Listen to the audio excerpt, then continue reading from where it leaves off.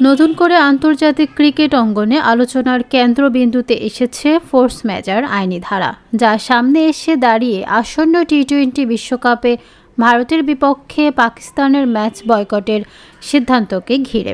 আন্তর্জাতিক cricket council ICC ও Pakistan cricket বোর্ডের পিসিবির মধ্যে সম্ভাব্য বিরোধে এই ধারা এখন গুরুত্ব পেয়েছে। ফোর্স মেজর হলো এমন একটি চুক্তিভিত্তিক আইন যা অপ্রত্যাশিত ও নিয়ন্ত্রণের বাইরে থাকা পরিস্থিতিতে কোনো পক্ষ যখন চুক্তির শর্ত পালন করতে পারে না, তখন সেটিকে চুক্তিভঙ্গ হিসেবে গণ্য করা হয় না। এর মধ্যে সাধারণত যুদ্ধ, প্রাকৃতিক দুর্যোগ, মহামারী, সরকারের নিষেধাজ্ঞা বা নিরাপত্তা সংকটের মতো পরিস্থিতি পড়ে। 15 ফেব্রুয়ারি শ্রীলঙ্কায় ভারতের বিপক্ষে পাকিস্তানের ম্যাচ বয়কটের ঘোষণা দিয়েছে পিসিবি। আইসিসির নিয়ম অনুযায়ী ম্যাচ বয়কট করলে পাকিস্তানকে বড় ধরনের আর্থিক জরিমানা ও পয়েন্ট হারানোর ঝুঁকি রয়েছে।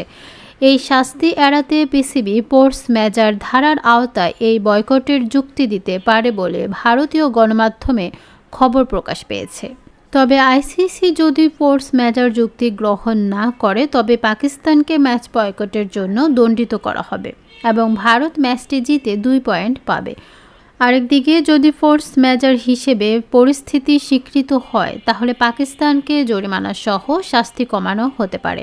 ফলে ভারত বনাম পাকিস্তান ম্যাচের ইস্যু কেবল খেলাধুলার মধ্যে সীমাবদ্ধ না থেকে ক্রিকেট প্রশাসনের আইনি ও নীতি নির্ধারণের বড় বিষয় হয়ে দাঁড়িয়েছে।